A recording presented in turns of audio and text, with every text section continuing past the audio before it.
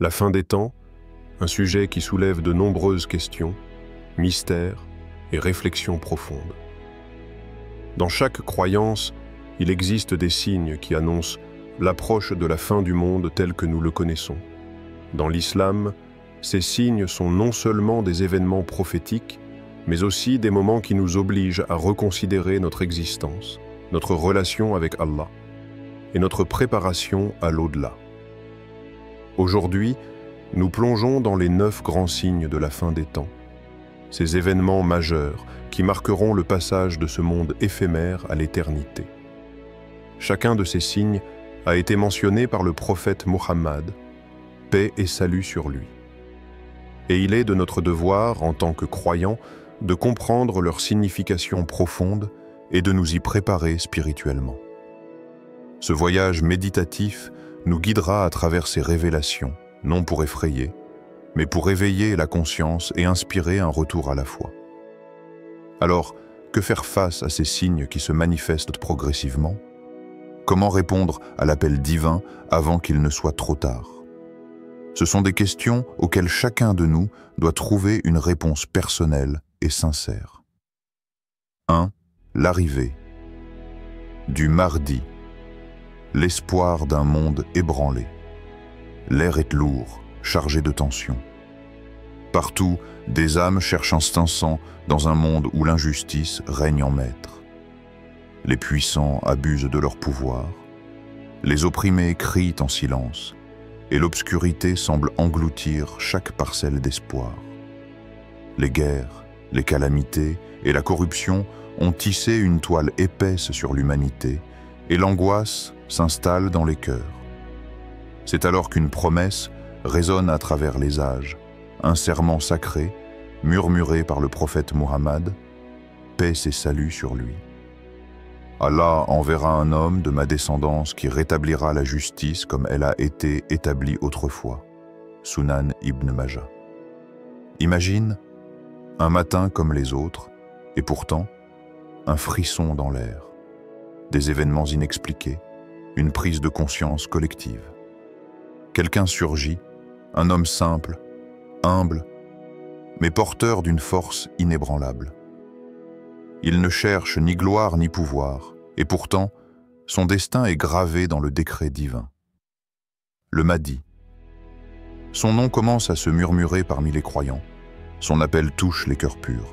Mais, si ce jour venait, saurais-tu reconnaître la vérité? Ou serais-tu parmi ceux qui ferment les yeux, craignant le bouleversement d'un monde auquel ils se sont attachés? La prophétie s'accomplit toujours. Mais serons-nous éveillés lorsque l'heure sonnera? 2. L'apparition du Dajjal, l'imposteur ultime. L'air est électrique. Quelque chose d'indéfinissable plane sur l'humanité. Une angoisse sourde, un malaise diffus, comme si l'ombre d'un danger invisible glissait sur le monde. Puis, un homme apparaît. Il parle avec une douceur envoûtante, son regard est perçant, hypnotique. Il promet un monde meilleur. Il offre richesse et sécurité à ceux qui le suivent. Ses mains semblent détenir le pouvoir de guérir les malades, de redonner la vue aux aveugles. Mais ce n'est qu'une illusion, un piège tissé avec une précision diabolique. Le prophète, paix et salut sur lui, a dit « Le Dajjal viendra avec du feu et de l'eau, mais ce qui semblera être de l'eau sera en réalité du feu. Et ce qui semblera être du feu sera en réalité de l'eau. » Sahih al-Bukhari. Le monde est divisé. Certains se prosternent devant lui, séduits par ses promesses. D'autres hésitent, pris entre le doute et la peur. Un seul mot est gravé sur son front, kafir. Pourtant, seuls ceux dont la foi est solide peuvent le voir. Imagine, la faim te ronge. Autour de toi, la terre est aride, les rivières se sont asséchées. On te tend un pain chaud, une coupe d'eau fraîche, mais à une condition, renier ce en quoi tu crois. Que ferais-tu? Résisterais-tu alors que tes proches meurent de faim? Ou céderais-tu pensant qu'Allah comprendra, alors que l'épreuve ne fait que commencer? Le Dajjal n'est pas une simple menace, Il est l'ultime imposteur, celui qui fera vaciller les âmes. Et toi, seras-tu assez fort pour ne pas te perdre? 3. Le retour de Isa, Jésus, le Sauveur éternel. Le ciel s'ouvre, laissant s'échapper une lumière que nul ne peut ignorer. Une clarté divine, éclatante, traversant l'horizon comme une aube nouvelle. Les cœurs s'arrêtent, les regards s'élèvent, les âmes frissonnent. Il sera un signe pour l'heure. N'en doutez point et suivez-moi. Voilà un droit chemin. Sourate 43, 61. Il descend, porté par les ailes de 2 anges, vêtu de blanc, la tête inclinée comme s'il portait en lui le poids des siècles. Isa, fils de Mariam, Jésus, revient. Il n'est ni un roi, ni un conquérant, mais un serviteur de Dieu, un souffle de vérité dans un monde en ruine. L'illusion du Dajjal s'effondre devant lui. Ses paroles sont comme une mer apaisant la tempête, son regard une clarté dans l'obscurité. Il rétablit la justice, il brise les idoles du mensonge. Le Dajjal, l'imposteur ultime, recule, tremble, puis disparaît sous l'épée de la vérité. Mais ce jour-là, seras-tu prêt? Reconnaîtras-tu la voix de Isa, ce messager revenu pour unir ceux qui croient? Ou seras-tu de ceux qui hésitent, craignant de tout abandonner pour embrasser la lumière? Car il ne reviendra pas pour un peuple, ni pour une nation, mais pour toute l'humanité. Et lorsque ses pieds toucheront la terre, toute illusion s'évanouira. 4. Yajouj et Majouj. Le chaos déchaîné, les montagnes tremblent, les cieux s'assombrissent. Un grondement sourd s'élève des profondeurs de la terre, comme si le sol lui-même redoutait ce qui allait en surgir. Puis, soudain, la barrière cède. Une horde infinie s'abat sur le monde. Yajouj et Majouj, des êtres féroces, innombrables, déchaînés. Ils avancent comme une marée noire, détruisant tout sur leur passage. Nul rempart ne les arrête, nul roi ne les défie, jusqu'à ce que soient relâchés Yajouj et Majouj et qu'ils se précipitent de chaque hauteur. Sourate 21 à 96. Les fleuves s'assèchent après leur passage, les terres sont ravagées. Ils boivent entre les mers, laissent derrière eux des ruines fumantes. Ni armée, ni muraille ne leur opposent de résistance. Ceux qui les voient fuient sans espoir de salut. Le monde semble perdu, un chaos absolu. Mais qui sont-ils réellement? Une nation cachée depuis des millénaires? Une force insatiable surgit des entrailles du temps? Ou la matérialisation même de la corruption humaine laissée sans limite? Et toi, si ce jour arrivait, où irais-tu? Trouverais-tu refuge ou ferais-tu partie de ceux que l'on raye de l'histoire en un instant? Car face à eux, il n'y a ni négociation, ni retour en arrière. 5. Les 3 éclipsent, la terre tremble. Le vent souffle, chargé d'un silence étrange. Un silence qui précède la peur. Puis, soudain, l'impensable. Le ciel s'assombrit. Une éclipse. Pas une éclipse ordinaire, mais une ombre qui s'étend sur l'est, engloutissant les terres dans une obscurité glaciale. Les regards se lèvent, l'angoisse s'installe. L'heure n'arrivera pas avant que vous ne voyiez 3 éclipses, Muslim. Les jours passent. Une seconde éclipse surgit à l'ouest. Le soleil, jadis témoin immuable du cycle du monde, disparaît derrière un voile noir. Les océans reflètent une lumière éteinte, un astre brisé. Les esprits vacillent, les cœurs s'interrogent. Puis, enfin, la 3e. En plein cœur de la péninsule arabique, la nuit tombe en plein jour. Les ombres grandissent, la panique s'installe. Certains y voient un simple phénomène céleste. Mais ceux qui savent, ceux qui ont entendu les paroles du prophète, paix et salut, comprennent. Ceci est un signe. L'heure approche, les repères du monde vacillent, la peur s'infiltre dans les âmes. Et toi, comment réagirais-tu en voyant le ciel se fermer sur toi? Resteras-tu dans le doute ou reconnaîtras-tu l'appel silencieux du destin? Car lorsque la lumière s'éteint, seuls ceux qui ont la foi verront encore un chemin. 6. Une fumée couvrira le monde. Une lueur rougeâtre déchire l'horizon. L'air devient lourd. Le vent s'arrête. Puis, lentement, elle arrive. Une fumée, épaisse, sombre, inéluctable. Elle s'étend comme un voile de cendres, recouvrant villes et déserts, forêts et montagnes. Elle s'infiltre dans chaque demeure, chaque souffle. Attend le jour où le ciel apportera une fumée visible qui enveloppera les gens. Voilà un châtiment douloureux. Sourate 44, 10, 11. Les croyants tombent à genoux, récitant les invocations, implorant Allah. Ils savent que l'heure est proche. Les autres, ils suffoquent. Leurs cris perçant l'obscurité, mais rien ne dissipe cette brume infernale. Ils cherchent refuge, mais où fuir lorsque le ciel lui-même devient une menace? La fumée s'infiltre partout. Elle brûle la gorge, elle voile la vision. Certains l'aperçoivent comme une punition, d'autres comme un dernier avertissement. Mais ceux qui comprennent savent. Les prophéties s'accomplissent. Le temps de l'insouciance est révolu. Et toi, si l'air devenait un poison, si chaque respiration devenait une épreuve, que ferais-tu? Chercherais-tu encore des excuses? Ou plongerais-tu enfin dans la vérité? Le destin du monde s'écrit en fumée. 7. Le soleil se lèvera à l'ouest, imagine. Tu te réveilles un matin, comme tous les autres. Mais quelque chose cloche, un silence pesant, une étrangeté dans l'air. Tu ouvres ta fenêtre, ton cœur s'arrête. Là, devant toi, le soleil. Mais pas là où il devrait être. Il se lève à l'ouest, la réalité te frappe de plein fouet. Le monde entier réalise. Ceux qui se moquaient hier tremblent aujourd'hui. Les sceptiques, les insouciants, les arrogants tombent à genoux, trop tard.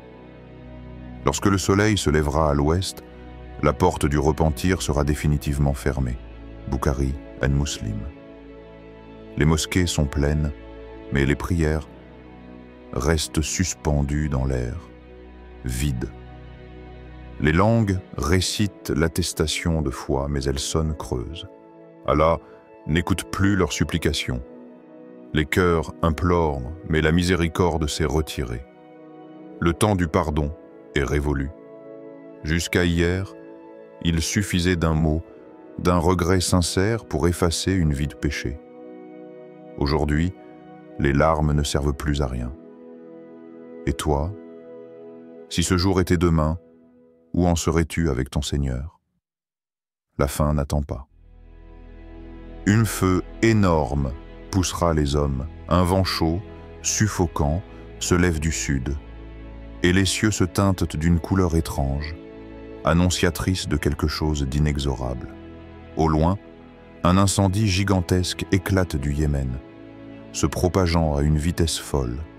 Le feu, plus qu'un simple phénomène naturel, semble avoir un sens profond et mystique, une force divine qui pousse les âmes humaines vers leur destin ultime. Le prophète Muhammad, paix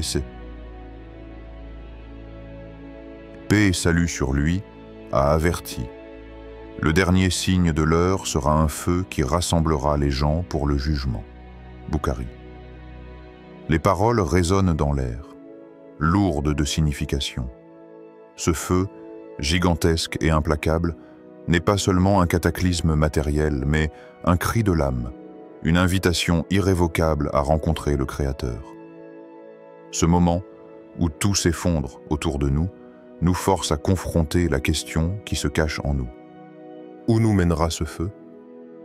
Est-ce que nous trouverons refuge dans la miséricorde divine, nous qui avons cherché sa lumière pendant nos vies? Ou, pire encore, serons-nous emportés dans l'abîme, loin de sa clémence, pris dans les flammes de la rétribution de nos actions passées?